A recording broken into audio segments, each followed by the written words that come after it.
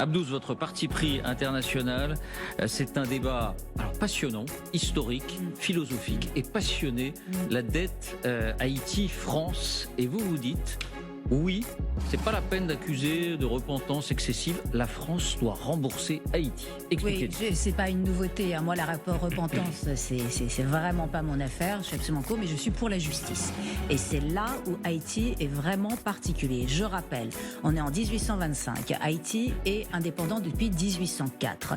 Charles X met la jeune République haïtienne devant un choix impossible, soit la guerre, soit le paiement d'une indemnité de 150 millions de francs or pour dédommager les anciens colons et en plus d'une assurance d'échanges commerciaux privilégiés avec la France. La dette est remboursée, elle se monte finalement à 21 milliards de dollars, elle est remboursée par Haïti en 47. Mais en 1940.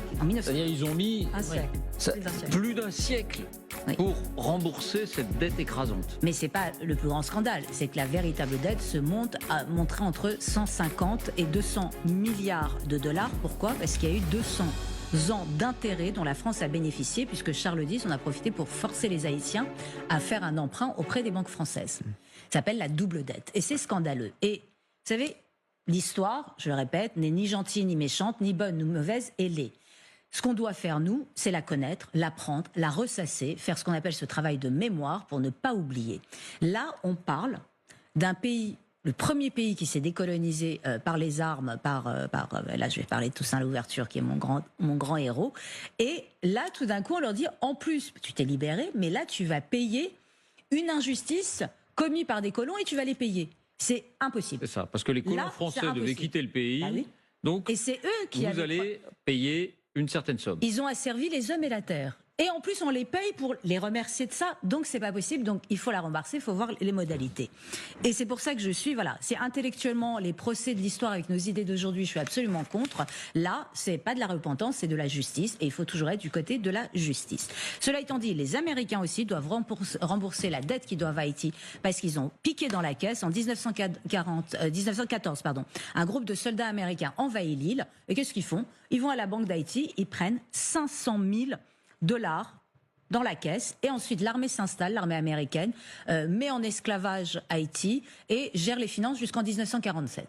Donc ça aussi, je pense qu'il y a remboursement qu'il doit avoir parce que Haïti a remboursé la dette. Mais donc Emmanuel Macron rouvre ce chantier aujourd'hui. Non, il rouvre le chantier, machin. Alors pareil, les commissions, les trucs, le remboursement, c'est en pointillé. Mais vous dites il faudra rembourser, même si c'était il y a 200 ans. Mais j'ai 2 mais. Le premier mais, c'est qu'on devrait profiter de ça avant tout pour ne pas tomber dans le piège de la victimisation. Et ça, c'est quelque chose auquel je tiens. Haïti n'est pas une victime. Haïti, c'est Toussaint Louverture. Toussaint Louverture, qui est un esclave affranchi, propriétaire et éduqué, qui en 1791 prend la tête des esclaves. Et au nom de quoi il fait ça ? Au nom de la Révolution française. Oui. Il lit la Déclaration des droits de l'homme, il fait « mais ça parle de moi, là ». Si Toussaint Louverture ne s'était pas approprié la Révolution française, l'universalité des droits de l'homme, l'universalité de la Révolution française n'existerait pas.